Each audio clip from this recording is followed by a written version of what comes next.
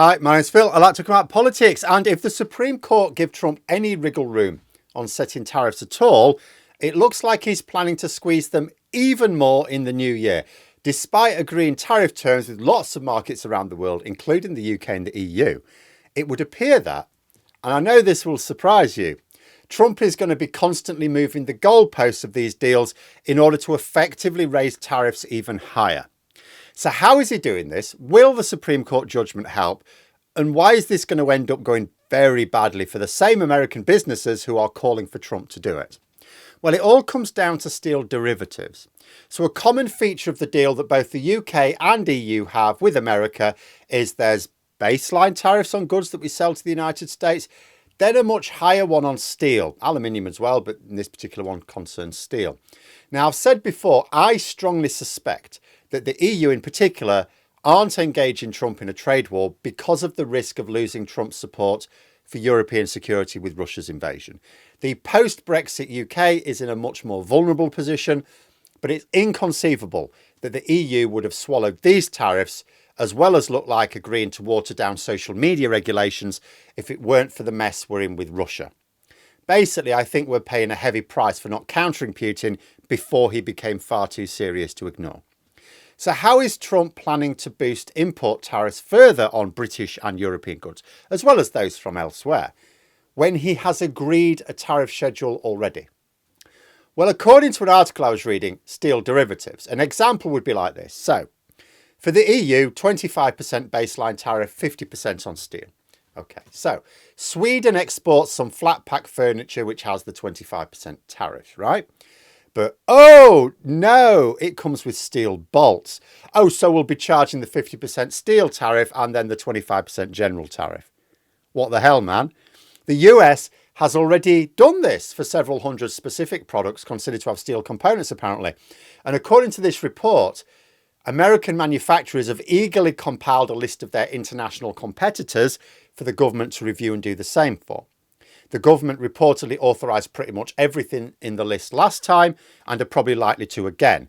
And if they do, this won't be the last time such a list goes to the government. This could happen, this could just be a constant thing. So even though our governments thought an agreement had been reached with Trump, whereby it's 25% general baseline tariff and then 50% on steel, all it takes apparently is for the US government to go, oh, there's a bit of steel in that. And all of a sudden you've got the higher tariff. So he's effectively moving the goalpost by moving certain products from one tariff schedule to another. And to someone like Trump, it looks like it's a benefit to America, but it's actually the opposite. I mean, let's look at the hypothetical winners and losers here. So initially, it looks like there are two winners. The first would be the American-based manufacturers. A big chunk of their competition is suddenly a lot more expensive. And I mean a lot more, because the steel tariffs are way higher than the baseline tariffs. The second is Trump himself, who sees the tariffs as revenue raising, despite what his monkey is trying to argue with the Supreme Court. And any chance to ease the rates upwards without consequences, he will absolutely go for it.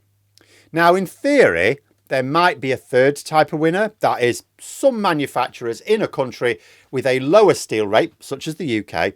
Hypothetically, if a British company's main competition in the US market is not an American manufacturer, but let's say an Italian one, then the Italian imports have suddenly skyrocketed in price and the British ones have also gone up, but by nowhere near as much.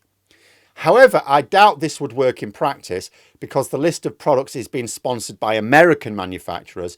In other words, the list is being drawn up and approved for the purposes of helping specific American manufacturers be more competitive. So it sounds good for America. And if the rest of the world doesn't like it, we're just going to have to deal with it, right? Only it's not the case. America also loses out big time. First of all, let's think about those American goods that this is intended to sell more of. So if someone's living in America and they're buying an imported product, whether it be furniture, a bike or whatever, but will now buy American because of the increased tariffs, what are they getting out of it? Why were they buying the import in the first place? Maybe because despite the cost of freight, it still worked out cheaper than the American one, in which case you've now forced that American consumer to pay more for their stuff during a cost of living crisis.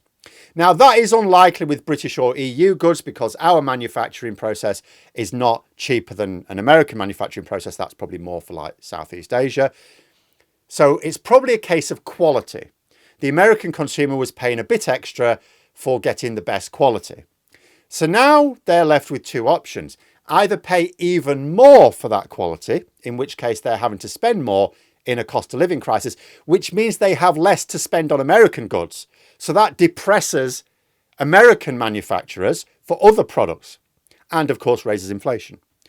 Or they'll be priced out and have to buy the lower quality domestic product, meaning they don't pay more, but don't really get what they wanted out of it. Either way, it's given a worse deal to the American consumer.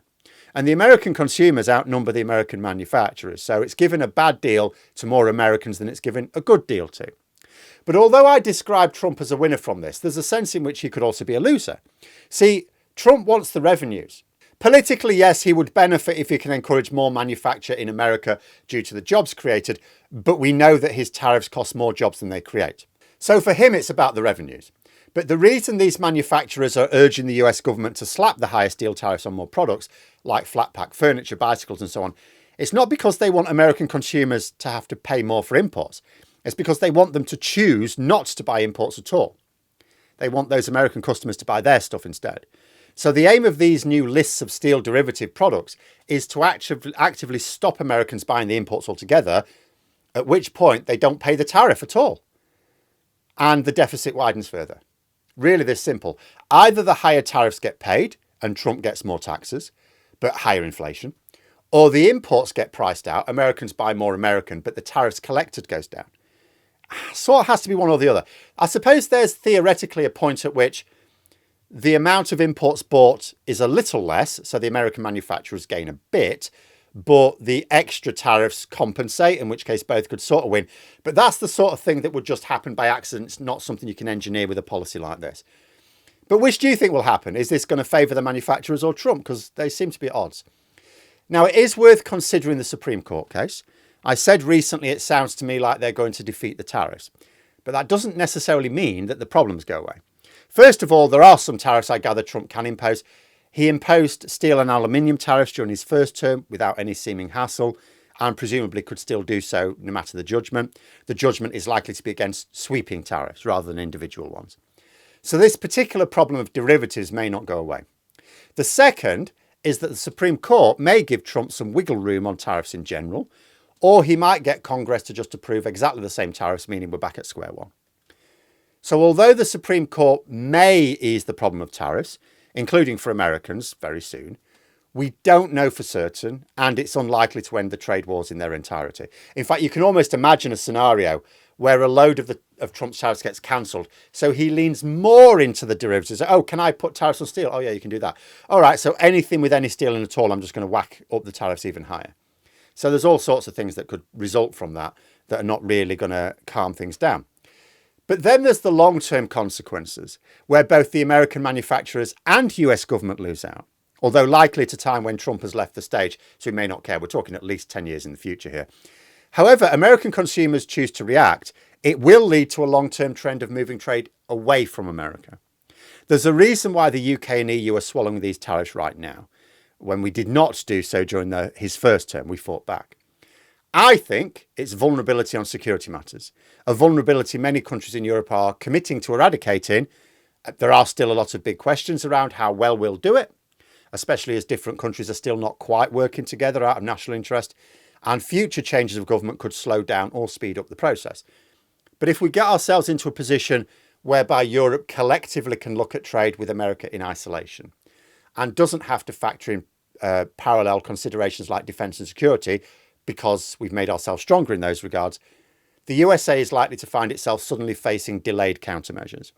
If Europe can build up its own defence industry, we will not need to buy as much American military hardware, so straight away there's trade loss there. If we aren't as dependent upon the whims of the US president for defence, we can suddenly throw up matching tariffs on American goods.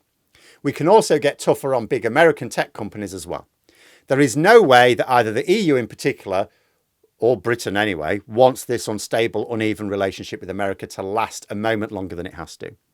China spent about a decade preparing for what Trump did this year. They saw it on the horizon. They were ready when it came. Europe ignored the risks and paid the price. But lesson learned, in another decade, we may have a different story. American industry is already going to be a net loser from these tariffs because the US cannot replicate all imports needed. We know that it's going to cost more jobs than it creates because it did last time and it will this time. And it's already been reflected in America's jobs growth figures. But in the future, all American manufacturers could find themselves hit. The second America is not essential for something else, its trade will be vulnerable. And Trump is providing a lot of motivation with his greed and chaotic behaviour for everyone to avoid being dependent on the USA for anything. And think about the process. So let's say we get to this point in the future. And Europe collectively can say, right, well, we're going to whack up counter tariffs on you to the same extent. What happens to the US manufacturers? What happens? Either the US government then has to stop the tariffs. It's like, okay, you put yours back down, we'll put ours down, right? Okay, fine, great. But those US manufacturers will have had about 10 years of cotton wool around them.